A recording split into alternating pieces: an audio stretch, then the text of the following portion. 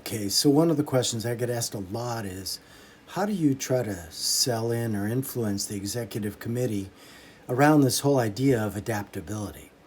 Well, in many ways, it's much simpler than we realize, isn't it? Because if you believe in the premise that if you want to gauge the importance of anything, remove it, then what happens when you remove adaptability? Like if our people were not adaptable, what happens to our business, right?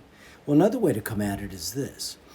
I'll ask the executive committee, I'll just say, you have a lot on your plate. Let me just ask you this. On a scale of 1 to 10, if 10 is the most adaptable workforce on the planet, on a scale of 1 to 10, how would you rate ours overall?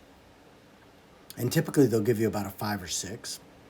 And then the second question is, okay, so if we could measurably raise that to an 8 or 9, how big of an impact would that make on our business?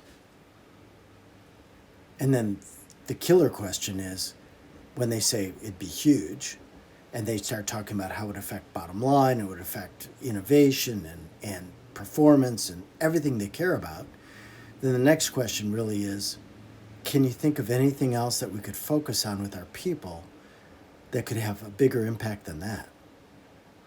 So, on a scale of 1 to 10, how adaptable are they now? Scale of 1 to 10, how big of an impact would that make if we were to move the needle up toward an 8 or 9? And then finally, can you think of anything else we could use our resources on to focus on right now that could have a bigger impact than that? That's not a bad way to go at it. Give it a try.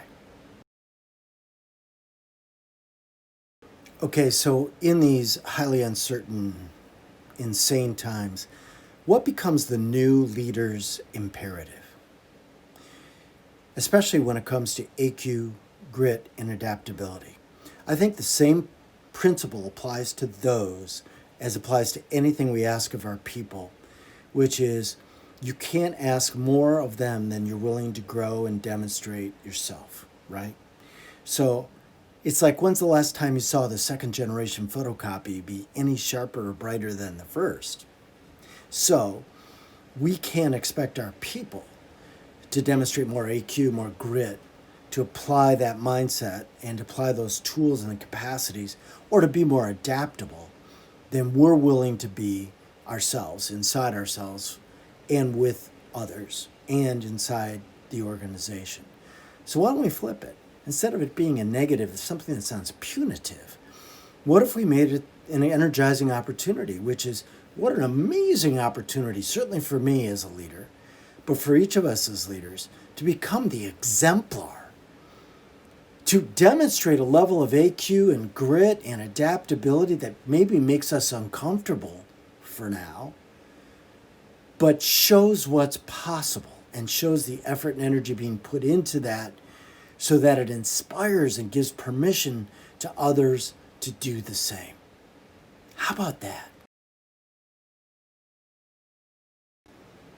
So as a leader, how do we move from being more traditional to suddenly being more adaptive? And in a lot of enterprises, industry sectors, that's a big question because their history has been more stable, more traditional, right? Well, I think it really comes down to what if we didn't? In other words, what happens to us in comparison to our competitors if we don't adapt? And I don't mean just go along and accept change. That is not what I mean. I mean the higher levels toward peak adaptability, where we begin to strategize, choose, even preemptively imagine and create the future that we desire. That's a better, brighter, stronger, more resilient, healthier future because this pandemic is happening right now. That becomes the kind of proactive adaptability that moves us toward peak adaptability. So I think the question becomes just having the courage to be the one in the room who raises the question that says, we hear a lot about adaptability. Where are we now? And what happens if we don't? And now, do we strive for just accepting, like reactive adaptability? Or do we now take advantage of the opportunity, seize the moment, and go for proactive adaptability, and ideally toward regenerative and peak adaptability? That's the question I've been asking companies all over the world, and they love the answer they hear themselves say. I think yours will too.